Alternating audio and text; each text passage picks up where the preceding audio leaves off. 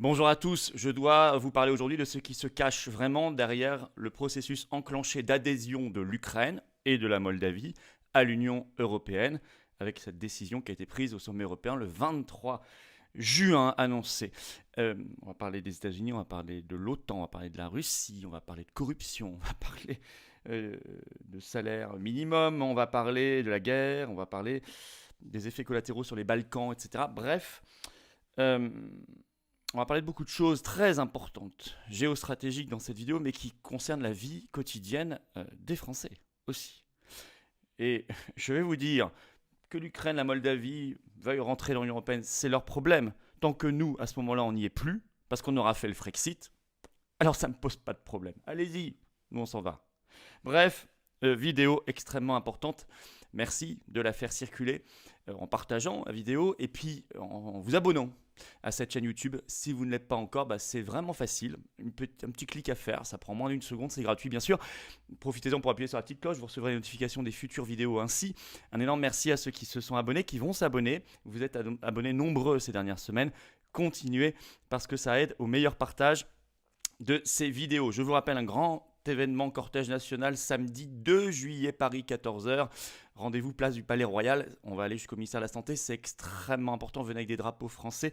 J'envoie une invitation à tous les députés de l'opposition nouvellement élus. Ouais, ça c'est la nouvelle méthode parce que maintenant on peut concrètement changer les choses. Donc ça donne du poids à ces mobilisations, ces manifestations incroyables. Donc je compte sur vous pour être extrêmement nombreux au moment où les offensives contre les libertés et contre le peuple français sont là et au moment où on doit montrer un signal fort à Macron, mais aussi à l'opposition pour qu'elle prenne ses responsabilités. Donc je compte sur vous pour être là, évidemment. Je compte sur vous aussi pour être là, voilà, dans cette dynamique orange qui ne faiblit pas, qui n'est jamais absente quand il faut l'être, qui prend ses responsabilités pour défendre des très très belles valeurs, notre avenir, notre France, notre humanité, notre pays millénaire, nos libertés, notre souveraineté, les enfants. Un modèle, des valeurs, dans un courant anti-oligarchique profond, sincère, authentique. Si vous vous y reconnaissez, il faut venir. Moi, j'ai besoin de vous. Je ne peux pas y arriver tout seul. Je vous le dis vraiment du fond du cœur et du fond des convictions que nous partageons. On ne peut pas y arriver seul et séparé. Nous avons des ennemis trop puissants et trop organisés. Alors venez aux Patriotes. Vous reprenez votre adhésion annuelle. C'est le même lien d'ailleurs pour faire ça. Il se trouve sous la vidéo en description. Il se trouve également en commentaire épinglé et dans les dernières secondes de la vidéo en cliquant directement sur l'écran. Sous la vidéo en description, il y a un autre lien pour faire un don de soutien aux Patriotes. Des gens disent comment je peux aider. Si vous avez quelques capacités financières, faites-le aussi comme ça. Un grand bravo et merci parce que ça permet de financer les législatives. On n'a pas été remboursé par l'État et la manif du juillet et tout le reste. Bref, adhésion, don et réadhésion, vous le savez, sont défiscalisés pour vous. 2 tiers, ça y est, les reçus fiscaux sont arrivés. On vous les envoie. Merci à l'État qui avait du retard. Il nous les a enfin envoyés. Et donc bravo aux donateurs, aux réadhérents et aux nouveaux Patriotes. Un grand bienvenue.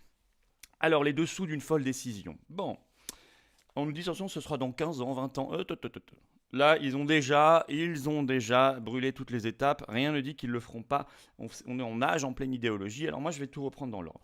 Le 23 juin à Bruxelles, Conseil européen, à l'unanimité, les 27 États membres de l'Union européenne ont décidé d'accorder à l'Ukraine et à la Moldavie le statut de pays candidat à l'Union européenne. Moins de 4 mois après leur demande formelle, ce qui est un délai jamais vu. Je rappelle que la Serbie, par exemple, avait demandé en 2009 et a eu ce statut en 2012. Ça a mis 3 ans. Donc 10 fois plus long. Bon, là, moins de 4 mois. Alors, Charles Michel, qui est le président du Conseil européen, a tweeté ce 23 juin, je cite, c'était un moment historique. Macron lui a dit, c'est une Europe forte et unie. Bref, on voit qu'on est évidemment tout de suite dans l'hystérie euro-gaga. Bon. En fait, c'est une folle décision, mais vraiment, complètement irresponsable, complètement dingue. Complètement irresponsable à plein de points de vue. D'abord, dans le contexte immédiat, d'abord Macron a montré qu'il n'avait qu'une seule ligne, celle de l'opportunisme et de l'obéissance à ses maîtres. Pourquoi ?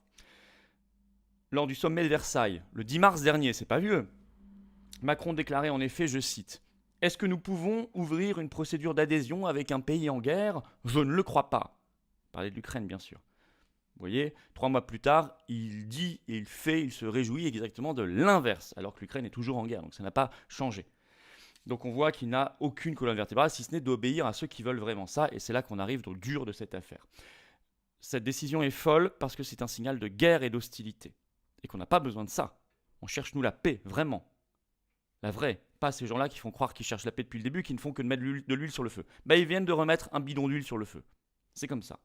C'est logique d'ailleurs, vous me direz que leur ligne de conduite depuis le début, je vous l'ai dit. C'est confirmé par Macron lui-même. Ainsi, il déclare, après cette décision, d'accorder le statut de candidat à l'Union européenne, à l'Ukraine et à la Moldavie. Je cite, « C'est un signal très fort vis-à-vis de la Russie ». Et Zelensky lui avait déjà mis un tweet le 17 juin quand, à l'époque, c'est la Commission européenne qui avait déjà donné son feu vert à ce statut. Zelensky avait écrit ceci. Cette décision va certainement rapprocher l'Ukraine de la victoire face à la Russie. Donc on voit qu'il s'inscrit dans une démarche d'hostilité par rapport à la Russie avec cette décision, donc ça met de l'huile sur le feu. A-t-on besoin de ça? Les populations civiles ont-elles besoin de ça? La paix a-t-elle besoin de ça? Bien évidemment, non, elle a besoin de l'inverse. Cette décision s'inscrit d'ailleurs dans un agenda beaucoup plus américain qu'européen, évidemment. D'ailleurs, c'est assez flagrant et significatif. Ce sommet européen de Bruxelles, il est immédiatement suivi d'un sommet du G7, puis surtout d'un sommet de l'OTAN, à partir du 28 juin à Madrid, en présence du président américain Joe Biden. Et d'ailleurs, à ce moment-là, ce sommet va être très important parce que on sait, c'est un article de Sud-Ouest du 23 juin qui nous l'a dit, que l'OTAN va d'ailleurs présenter un nouveau concept stratégique, ce qui sera une première révision de sa feuille de route en 10 ans. Et Sud-Ouest écrit que l'OTAN, je cite, devrait durcir sa position à l'égard de la Russie. Bon, vous voyez qu'il y a une espèce de filiation. Donc en fait, qui voulait ce statut? Les États-Unis et l'OTAN. Et nous avons obéi en bon laquais. Alors ensuite, c'est une folle décision aussi par rapport aux pays membres de l'Union européenne, notamment la France. Pourquoi? Parce que Moldavie et Ukraine, ce sont deux pays très pauvres. Au total, c'est quand même 47 millions d'habitants. Donc ça veut dire que s'ils rentraient dans l'Union européenne, vous savez qu'il y a les transferts budgétaires, ce serait un accroissement considérable des transferts budgétaires des pays plus riches vers la Moldavie et l'Ukraine, et notamment à partir de la France. La France serait une grande perdante. La France est déjà un pays contributeur net, plus de 10 milliards d'euros par an de différence entre ce qu'on donne et ce qu'on reçoit du budget de l'Union européenne. Là, ça exploserait. Donc ce serait ruineux pour notre pays. 2, ça créerait en plus un dumping social intense à l'intérieur de l'Union européenne, une concurrence déloyale pour les travailleurs et pour l'agriculture et pour l'industrie et pour les services. Avec le travail détaché, on en rajouterait une couche. Pourquoi? Parce que sachez qu'en Moldavie, le salaire minimum est le plus bas d'Europe.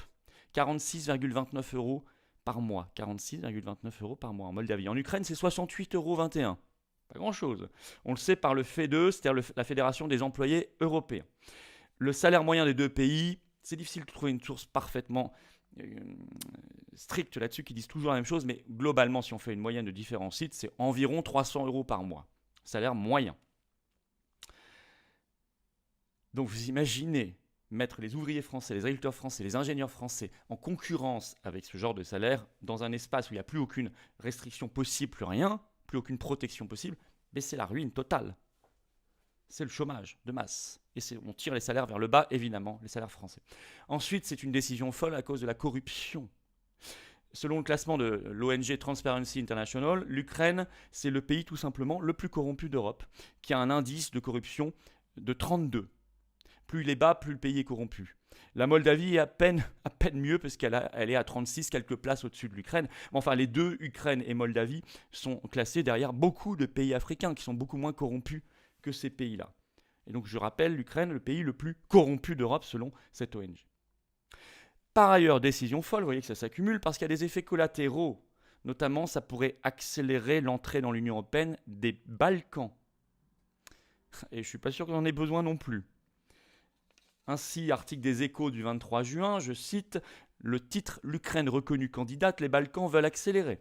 On apprend dedans, je cite, que les 6 pays des Balkans occidentaux qui souhaitent rejoindre l'Union européenne ont alors exprimé leur frustration sur la lenteur de leur processus d'adhésion. Ils ont même fait une conférence de presse que les Échos qualifient d'électrique entre le président serbe, le président albanais et le président macédonien, suite à la décision concernant l'Ukraine et la Moldavie. Donc ils mettent la pression sur Bruxelles et l'Union européenne en disant « faites-nous entrer beaucoup plus vite que prévu ». Et d'ailleurs, les Échos dans cet article évoquent, je cite, un déblocage possible, je cite toujours, par rapport à la Bosnie-Herzégovine par exemple, la Commission européenne pourrait réduire son niveau d'exigence. Merveilleux. Ça veut donc dire qu'on va les faire rentrer plus vite.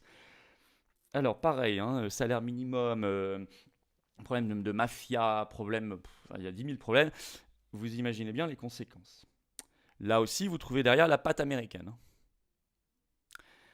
Alors, en conclusion, on pourrait me dire, mais je le disais en introduction, oui, mais tout ça, c'est dans 15-20 ans, le statut de candidat est réversible à tout moment. Oui, formellement. L'adhésion serait très longue, peut-être, mais peut-être pas. Obtenir le statut de candidat aussi, c'était censé être très long. Hein. Je vous dis, normalement, c'est 3-4 ans. Hein. Là, ils l'ont fait en moins de 4 mois. Ils ont accéléré par 10. Alors, vu que jusqu'ici, tout a été anormal. Donc, pas de raison que demain, ça devienne normal. Donc, ils pourraient accélérer les choses. Et clairement, ça n'est pas dans les intérêts français, ni bon pour la paix du monde. Alors, quand on voit ça, je vais vous dire, faites circuler cette vidéo, cette information, parce que je crois que ça rend le Frexit encore plus désirable et nécessaire. Ça, j'en suis persuadé. On a intérêt à partir. Et vite. Frexit. C'est notre ligne de conduite.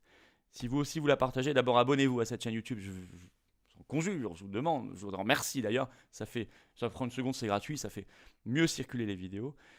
Et puis venez le 2 juillet, 14h samedi, Paris, rendez-vous pour un cortège national très important. On va faire pression sur les oppositions.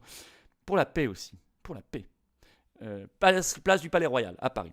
Et puis, si vous partagez ce combat et cette vision des choses, venez aux Patriotes l'exprimer avec nous et vous battre avec nous, à nos côtés, à mes côtés, et moi je me bats à vos côtés. Et c'est magnifique.